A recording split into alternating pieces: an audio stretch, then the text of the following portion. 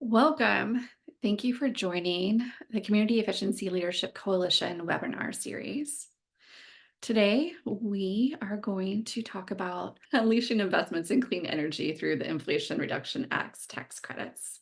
And it's going to be presented by the U.S. Department of Energy. We have two great presenters who I will provide a bio on in a moment and more in depth. And I'm very excited for both of them to be here. So I do want to add that the City Efficiency Leadership Coalition webinar series, supported by, besides for SPEAR, which is a South Central Partnership for Energy Efficiency as a resource, we also have the State Energy Conservation Office in Texas and the Houston Advanced Research Center. Thank you all for supporting these webinar series. A few announcements before we get into our presentation. We're offering CEUs today. They're affiliated with ICC for codes. You must fill out the survey to receive the continuing education units. And also, if you're calling in, I just need to see that you are on the call. And if we don't see your name on the attendee list, please provide your phone number in the survey so we can provide the CEU. We have a question and answer. If you have any questions throughout the presentation, please drop it in the question and answer, or you can also use the chat box. All of you are muted, but you can raise your hand or send comments or questions in the chat feature, and we'll address them at the end. And if there are any announcements that you want to share, please put them in the chat box. That's going to be our primary way of asking questions during the webinar. And make sure to select the drop-down option to send your question to all panelists and all attendees if you want folks to see your question. And then you also have the option to send your question directly to me and the presenters without the entire group seeing it. So hopefully we can really get a lot of great questions today and discussion. So please use the chat function. And I also will be providing the survey towards the end of the presentation. And please fill out the survey as soon as you can. It's greatly appreciated. All feedback to these webinars and events is taken seriously. And all continuing education certificates will be mailed out within 3 days. Along with all attendees will receive a follow-up email with resources provided. So a little bit about our organization before we move too far forward into our presentation is who is SPEAR? The organization, again, I'm Sean Auckland. I'm the local government program manager for SPEAR. SPEAR is a regional energy efficiency organization. We're one of 6.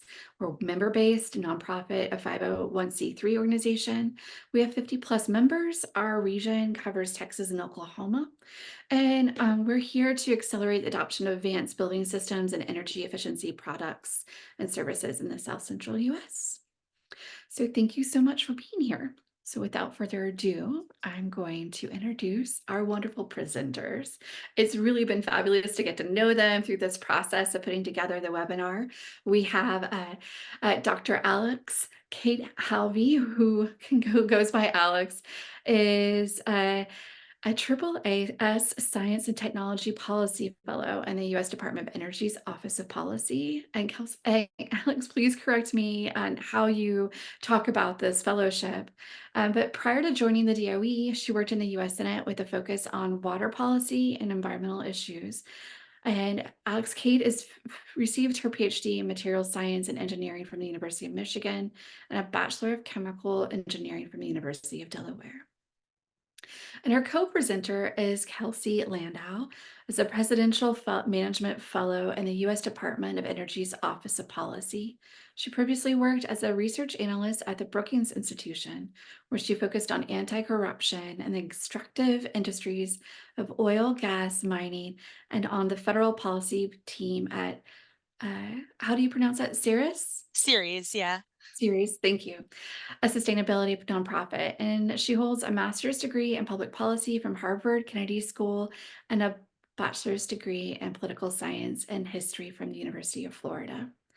Both Alex, Kate, and Kelsey are based in Washington, D.C., and are members of the state, local, tribal, and territorial policy team with the Office of Policy. And this team develops policies and strategies for states, local governments, tribal nations, and territories to advance clean energy and climate goals.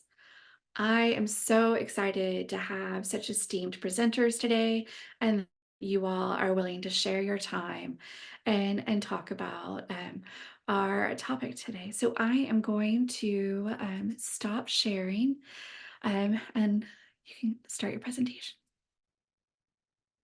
Great. Thank you so much, Sean. Thanks everyone for joining. Thank you to Spear for hosting us. It's great to be here. As Sean mentioned, I'm Kelsey Landau. I'm a policy analyst and presidential management fellow in Department of Energy's Office of Policy. And we're here today to talk about some of the clean energy investments in the Inflation Reduction Act and how they can benefit businesses, consumers, and state and local governments in Oklahoma and Texas and around the country. So there will be plenty of time for questions at the end, but as Sean mentioned, feel free to put them in the chat or the Q&A as we go along, and we can try to address those as we go through. So we'll dive in.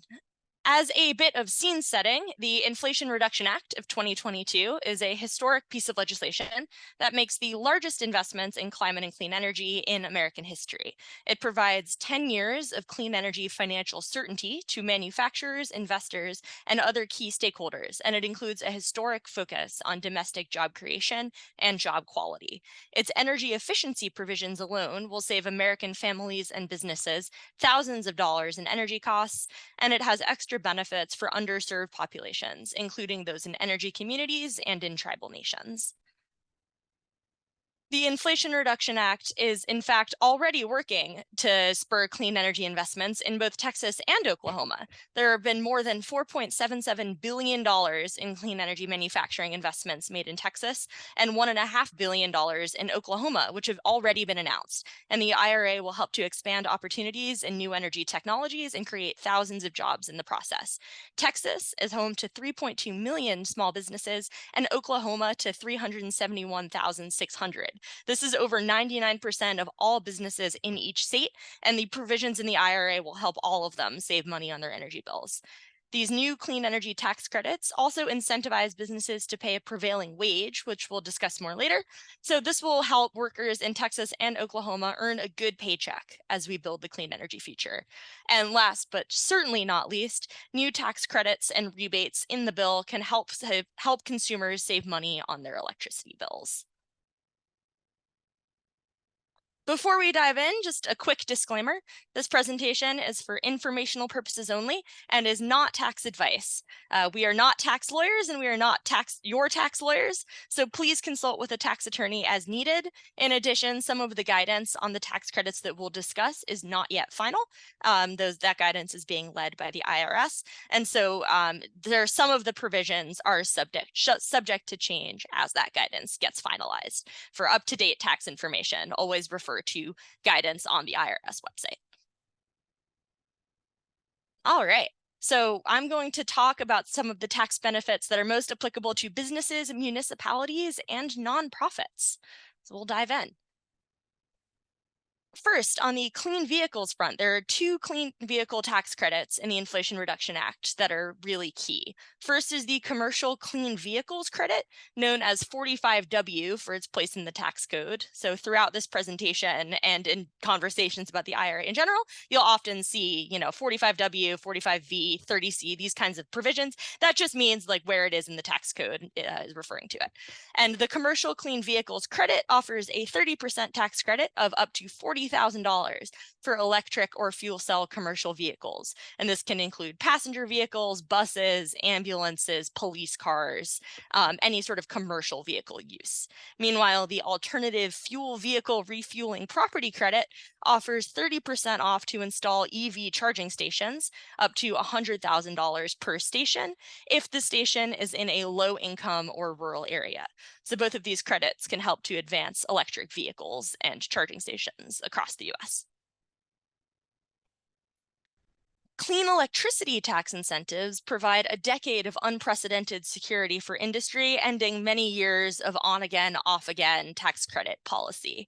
All zero-emitting technologies qualify under the provisions in the IRA, including renewables, new nuclear, and energy storage. This is a bit different to past tax credits, if you're familiar with those, which were limited to certain technologies that were listed in the statute.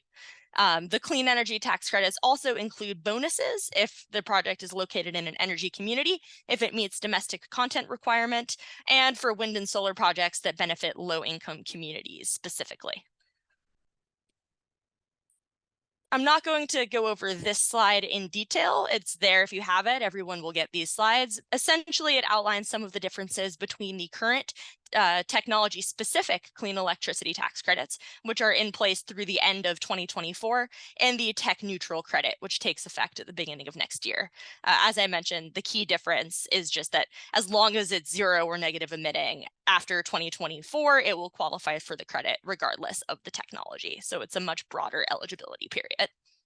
Now, these credits apply not just to large-scale utility projects, but also to residential and community projects. And there are bonuses for projects that are under 5 megawatts located in low-income communities, on Indian land, part of affordable housing developments, and that benefit low-income households. And there's a great map on the Department of Energy's website that shows where some of these specific tracks are. So if you're wondering if you're eligible for that credit, I would recommend starting there and seeing if your project is located in one of those communities.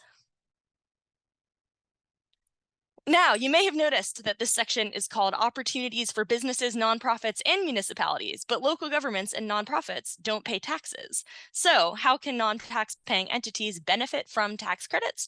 The answer is something called elective pay, which is also sometimes called direct pay. If you see either of those, exact same thing, just different terminology. Now, elective pay is a cash for clean energy program authorized in the Inflation Reduction Act that allows tax-exempt and governmental entities to receive a cash payment from the IRS for eligible clean energy investments. This payment is directly equivalent to the amount that the entity would have received in tax credits. So for instance, if a local government invests $1 million in an EV charging stations and other clean energy technologies at a community center, it might be eligible for a 30%, what would normally be a tax credit. But because it doesn't pay taxes, it can receive a $300,000 cash payment back from the IRS directly because of the 30% investment tax credit. So as I mentioned, this payment is directly equivalent to the full value of the clean energy tax credits. These tax credits can also be combined with many other DOE grants and loans to stack funding opportunities. And claiming the credit is fairly straightforward. Eligible entities have to pre-file with the IRS and then file a tax return with the IRS after the project or property is placed into service. The IRS will then essentially just cut a check and mail it to your organization, like any other tax refund. So who is eligible for elective pay? It's any organization that's recognized as tax exempt by the IRS. This includes all 501c3 nonprofits, including public charities, private foundations, social welfare organizations, labor organizations, schools, and hospitals. It also includes religious 501d organizations, and it also includes state, local, tribal, and territorial governments and their agencies and instrumentalities, such as school districts, any energy or natural resource agencies, water districts, etc. Public power districts such as municipal electric utilities and rural electric co-ops are also eligible. Now, 12 of the clean energy tax credits in the IRA are eligible for elective pay. This is a decent chunk of them. It's not every single credit.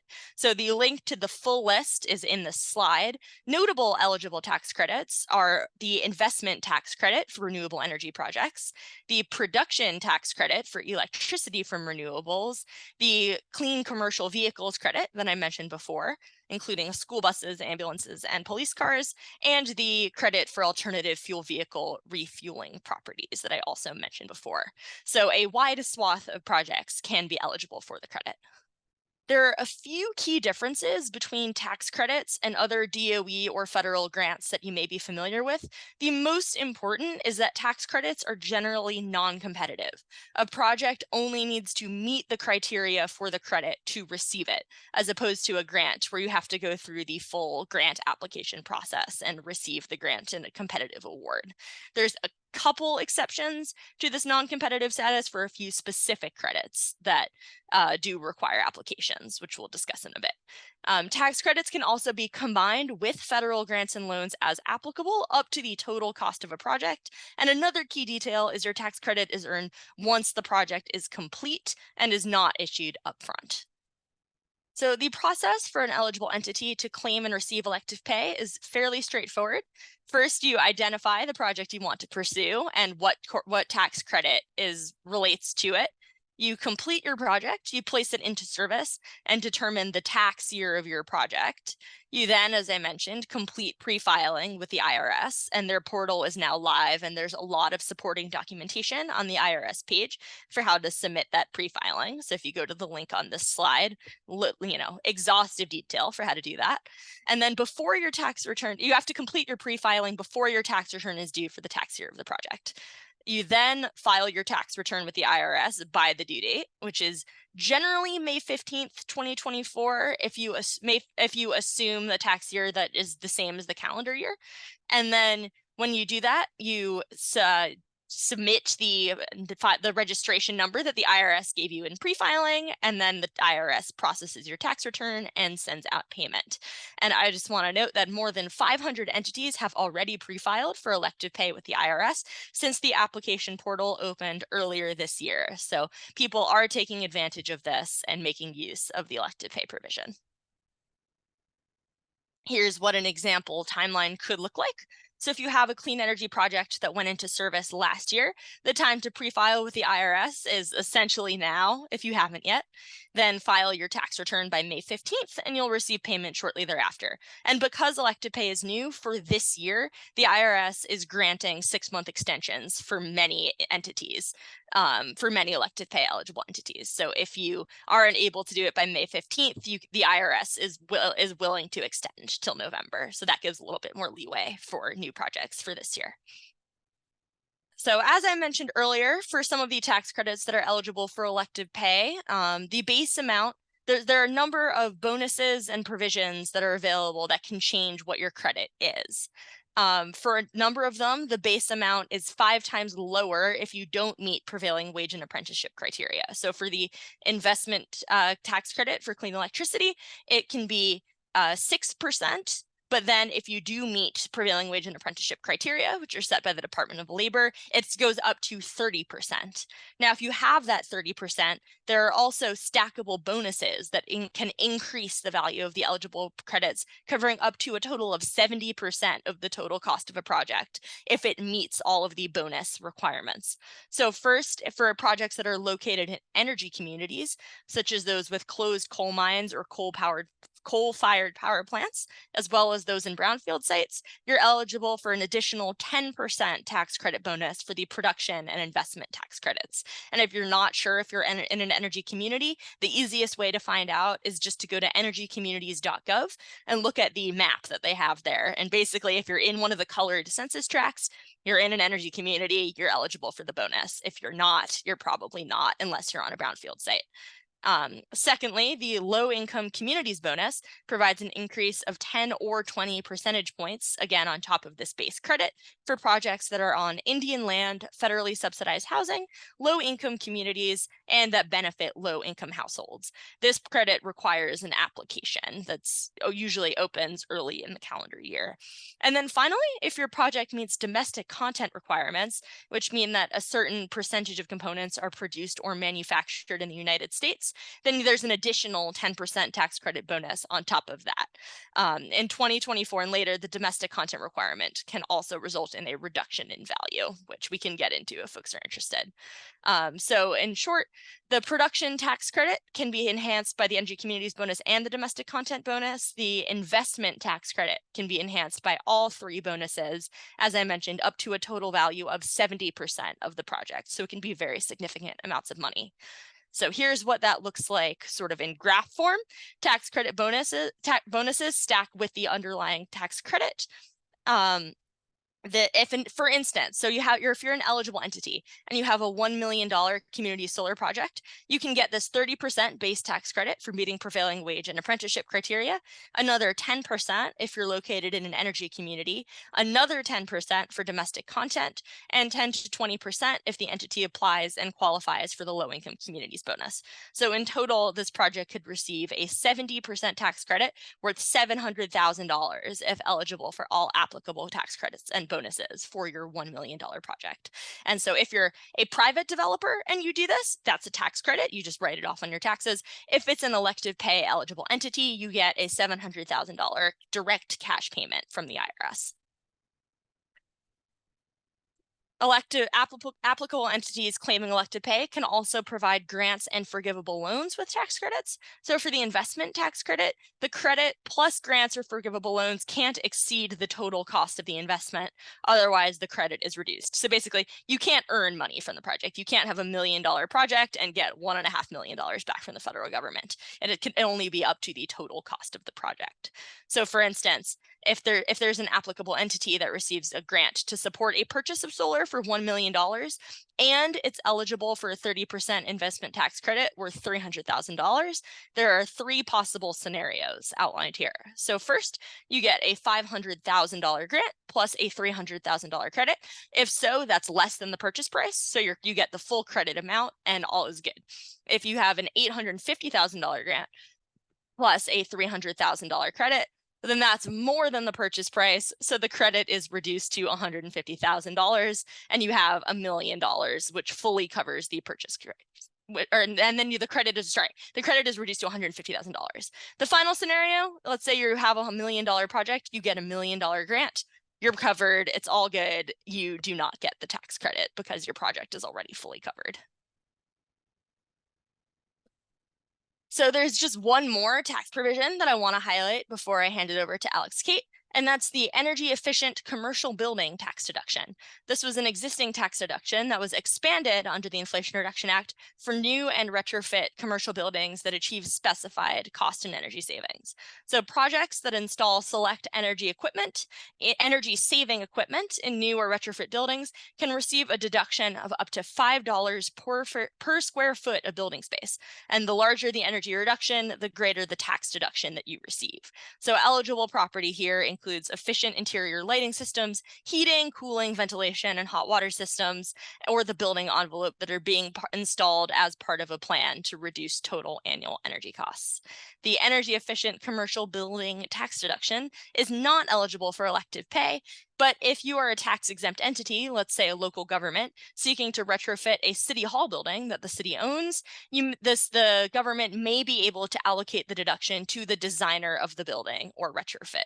This can get fairly complicated, so we've included a link to the IRS website on the tax deduction, and you can go there for more information on how that all works. And with that, I'll turn it over to Alex Kate to talk about industry. Just as soon as I figure out how to turn my video back on. All right, thank you, Kelsey. So Kelsey ran through a lot of the opportunities that are available for businesses, municipalities, state and local governments, and nonprofits. And I'm going to launch into some of the tax opportunities that are available for industry.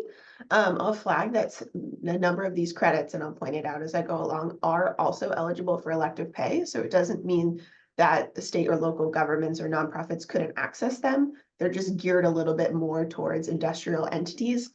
But there are still a lot of opportunities here for a diverse range of folks to benefit from tax credits.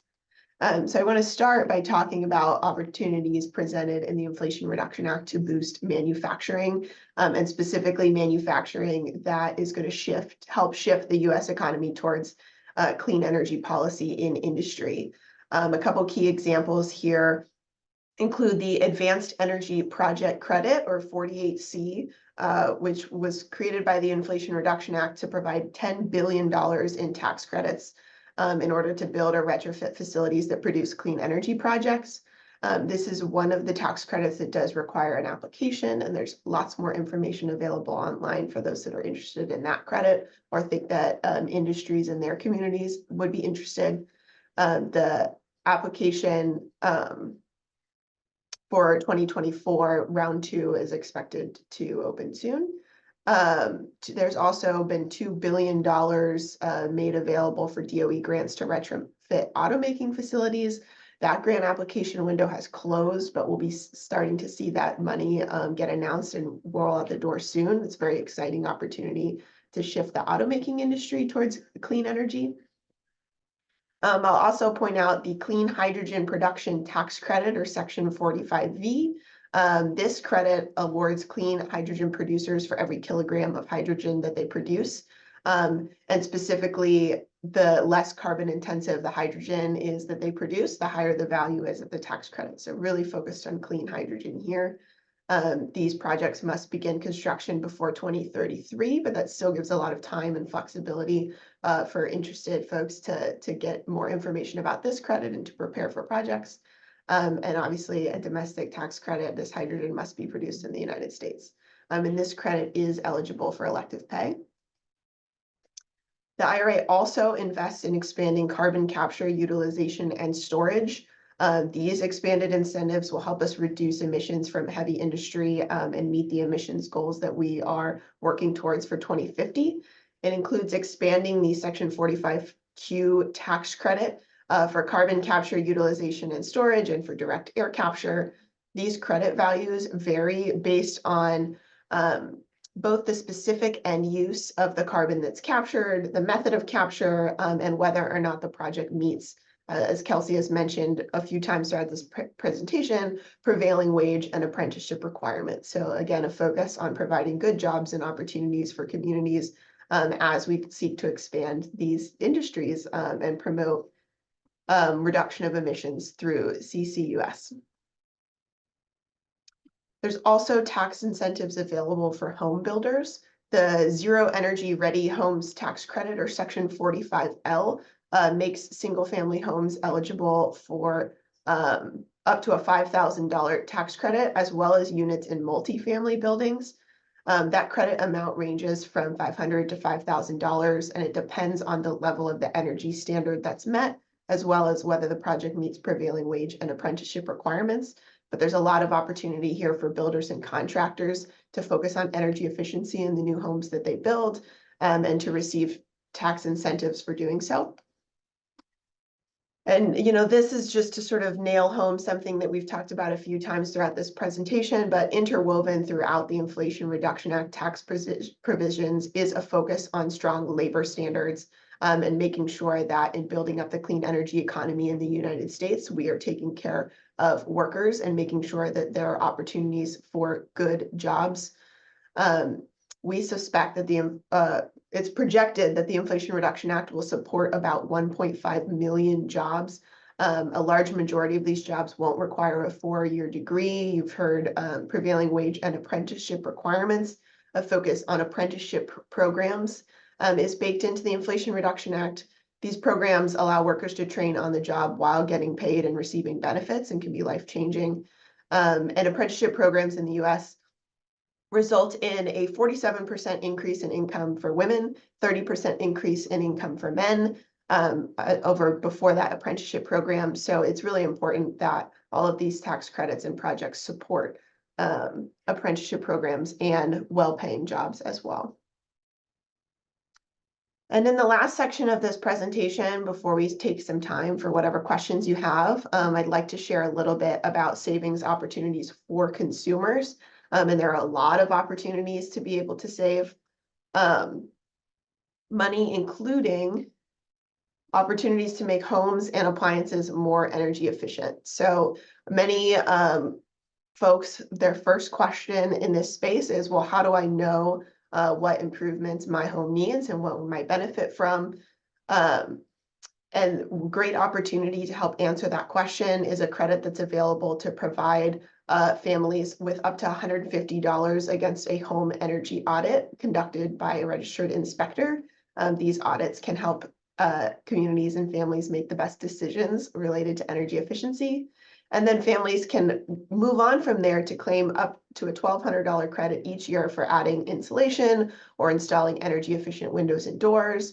And then there are also a number of state programs to offer rebates for things like electric appliances and home retrofits. And so I'll talk about all the different elements of the opportunities that are available here. First, I will start with tax credits that are available. The first chunk here, these home clean electricity products, relate to some of the clean energy electricity technologies that Kelsey was talking about earlier, things like rooftop solar, fuel cells, battery storage. Credits of 30% are available. There are also credits available for 30% of the cost for a number of heating, cooling, and water heating appliances. And then there are energy efficiency upgrades that are also available for tax credits of significant amounts, subject all together, the majority of these for a cap of up to $1,200 per year. And I'll once I get through these slides, I'm going to quickly show you what this energy.gov/save work website looks like, because it's really a tremendous resource to help families navigate through what opportunities are the best fit for their needs. In addition to tax credits, there are multiple kinds of home energy rebates that are available. These rebate programs are being offered through states and tribes. So DOE will be providing the funding to states and tribes, and then they will turn around and start operating these programs and providing their residents with the rebates. As soon as the end of this year in some states, Texas and Oklahoma are still in the stage of preparing their application to claim their funding for this program. But there are updates available on the website here, energy.gov/SCEP/home energy rebates program. And again, you'll get these slides to be able to check out this resource. Home efficiency rebates, when they come out, or be focused on whole home savings. They can provide discounts of up to $4,000 per household. Unless it's a low income household, they can receive up to $8,000 to support whole energy savings. That includes projects like insulation, new heating and cooling systems, and more. And there are also home electrification rebates that will be available through states. So this electrification rebate will provide low to moderate income families up to $14,000 total for products like electric heat pumps, electric stoves, and more. Some examples: up to $8,000 for a heat pump for heating and air conditioning, $1,750 for an efficient heat pump for water, and up to $1,600 for improved insulation to prevent energy waste. So there are a lot of opportunities that will be made available here through the states. And I'd like to just quickly show you, as I mentioned, this is the energy.gov state website that was linked on the slides. It's a really great place, not only for any of you to check out, but for any residents, families in your states to check out. It includes things like a status update about the state's program. Right now, the map just shows that Texas and Oklahoma are still preparing their applications, which is normal at this stage, but updates will be available here. And then folks who are interested in these opportunities will be able to scroll down and learn more about things like home upgrades, electric vehicle funding, and energy saving tips. If they click on the home upgrades option, they'll be able to scroll down and look through lots of different opportunities that are available depending on the technology that they're interested in. So for someone who might be interested in putting solar panels, it'll explain the tax credit opportunity that's available and how to access it. But something else, like perhaps an electric stove, is going to match to a rebate opportunity. And there are guidelines here as well of how to access and how to check on the status of the state and localities program. So there is a lot of great information here. This is a site that's worth spending some time on to look at the opportunities that are available on the consumer side. And with that, I'll go ahead and return to the slides and pause to see what questions you all might have about the opportunities that we've been talking about. And I'll put up a slide on resources as well. Thank you so much, Alex Kate. We haven't had a lot of questions come in. Oh, wait, here's one possibly. Oh, I actually was the one who asked the question about guidance on building. With in the space of energy efficiency, SPEAR does a lot of work on energy code. And there's pushback sometimes from builders of like, what's our incentive? And 45L is the incentive to start building with more sustainability aspects. So thanks so much, Kelsey, for providing that resource on understanding what is considered sustainably built home so they can apply for that. Do we have any other questions? Let me see. No, but I always have questions. So Alex, a little bit more about and I'm curious about some of these opportunities for the rebates, and again, back to tax cuts for residential. If you could speak more about that a little bit more in depth, let me pull up that one slide. And then I had some questions too for you, Kelsey. Um, there was some sections it was you were going through because you have a lot of information fairly fast. Uh, I think that when people hear the word elective pay, in my brain, the first thing that came up, and it's kind of silly, is thinking, oh, paying out someone, but that's not what this is, right? It is electing to be paid directly through IRS for these credit opportunities. Um, Yeah, that's correct. The terminology is not the most intuitive that was set by Congress. So that's what we're using. But yes, elective pay does not mean that you are paying, it means that you are getting paid. So very important distinction on that one. And I see there's a question in the chat about home energy rebates as well. So I don't know, AK, if you want to take that one. Sure. Let me just pause so I don't give and you I'll screen ask a sharing. question to you. Uh, Okay. will be the timeline to qualify for the home energy rebates? If updates were made in 2023, will they qualify for the program when it's launched in the states, or does it start when the program launches? Good question. Sure. So the home energy rebates are all going to be administered by states and tribes, not directly by the federal government. So the exact timeline and requirements will vary state to state. And no states have launched their rebate programs yet. We're expecting the first of those to come by the end of the year. But I navigated to this. This comes from the energy.gov/save website that I was on before. If you clicked that link on the top to learn more about the status of the rebate programs, this is a place that you can go to check which states have submitted their application. And when we have more updates about states launching programs, that information will be available here as well. So Texas and Oklahoma are both in this stage of preparing the application. And there's the link to the office, as well as what the allocation for the state will be. So the specific guidelines will come out from the state when they launch the program. And we're expecting guidelines from most states that have applied for funding to be announced in 2024. Unfortunately, we're not privy to like the exact timelines within each state, but I think you can expect to learn more this year for any state that has applied.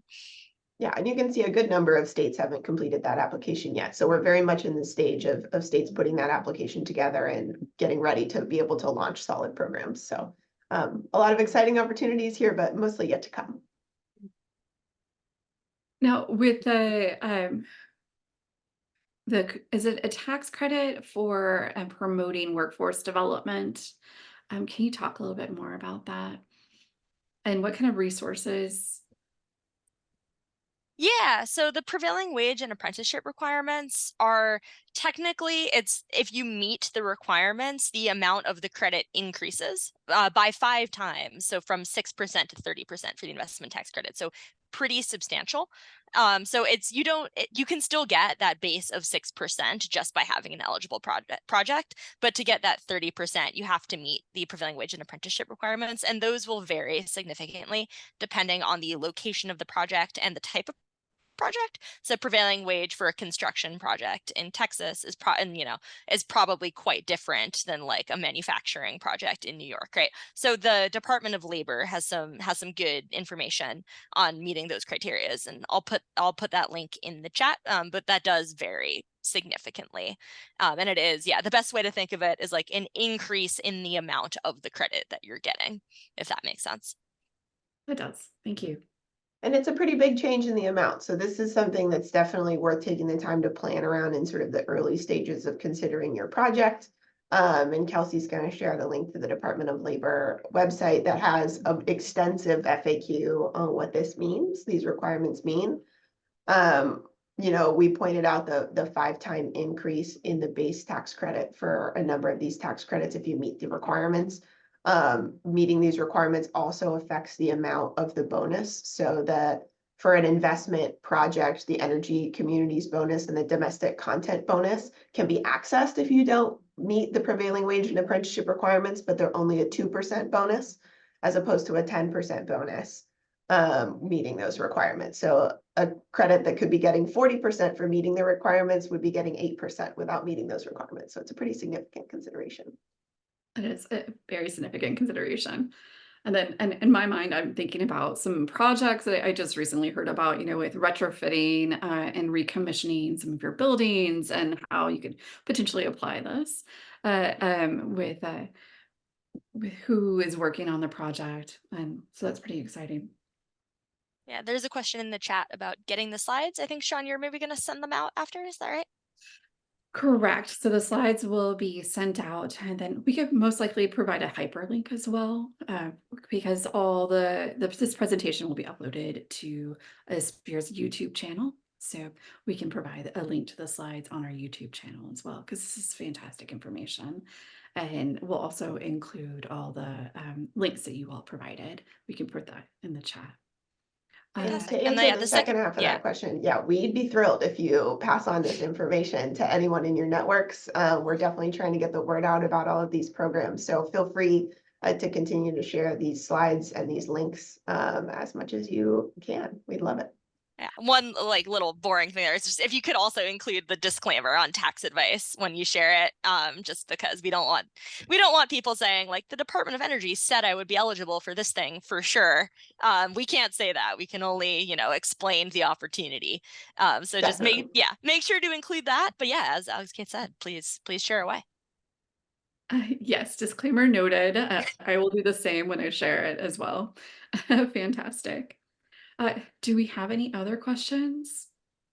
Okay. Well then, I am so excited. Thank you guys for sharing information. Oh, one more question. Okay. And while y'all answer that, I'm going to go ahead and share my last slide. Yeah, so the best contact for guidance on all of this is actually going to be the IRS rather than DOE, because they are the ones administering all these programs. And so they're holding regular office hours. Is it monthly, weekly? Do you know, Alexia? I think it's bi-weekly for the next couple of months or so, but we have the link. Sean has the link to the upcoming IRS office hours that she's going to be able to share in the follow-up to this presentation. So if you're interested, particularly in elective pay and the tax credits, that's a great way to follow up.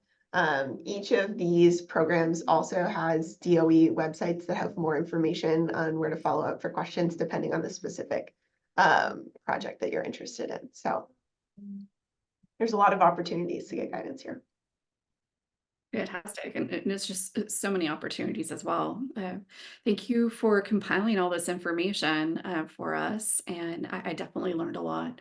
I wanted to provide additional resources as well. Very specific for the state of Texas, but if you are having to report your energy consumption, we have a great local government reporting guide.